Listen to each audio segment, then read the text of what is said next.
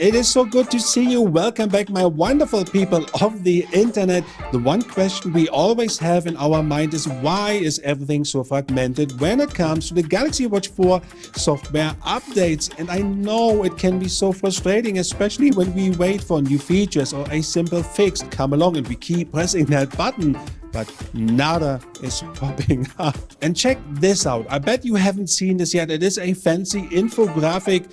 And even if you have seen this, unless you are Korean or can read Korean languages, you probably will never know what's on there. Well, there is one solid way to get around all of this. And this may be a bit cheeky, but you could consider subscribing to this awesome community by clicking the subscribe button, and you will receive all the insights first.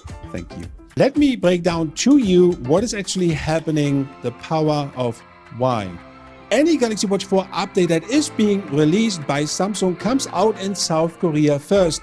That is first and foremost rule number one. Samsung sees this as an opportunity to rectify anything that has been reported or may need fixing with this first release. Sort of locally, in their own language, in their own region, if that makes any sense. In terms of time frame, we're talking about 2 to 4 weeks ahead of everyone else. Rule number two is, which Galaxy Watch 4 do you have? Do you have Bluetooth/Wi-Fi?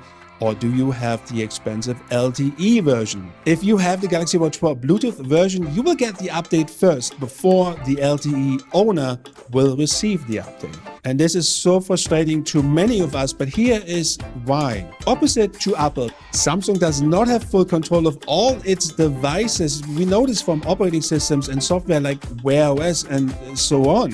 While Samsung can control the Bluetooth version of the Galaxy Watch 4 and is able to schedule any update around the world, it becomes more tricky for the LTE version, because they have to work closely with all the network carriers in order to push out this update. And let me give you an example. You could be with AT&T and get your Galaxy Watch 4 LTE update sooner than somebody who has Verizon for his Galaxy Watch 4, and you could be neighbors with two different versions. I know it sounds crazy, but it is what it is. Rule number three, it is kind of fluid, but there's one principle behind it. So look, once South Korea has received their update, it will go around the world. However, there's no specific order in which it will be rolled out, which makes it a bit like a lottery.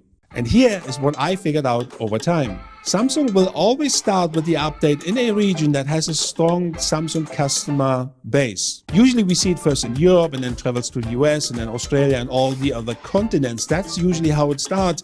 But now this has switched around, and we have seen the latest update has started in the US, and then it came to Europe, and then it's gone to Australia and then South America and so on. That could also mean that the US is gaining ground in terms of Samsung customers in the land of Apple. The main reason why Samsung is fragmenting geographic regions is to prevent server overloads on its IT side.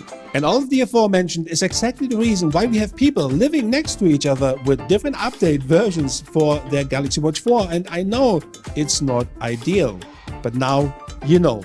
Hope you enjoyed this video. Let me know in the comments below how you feel about it. Thank you for watching. See you next time. Peace out.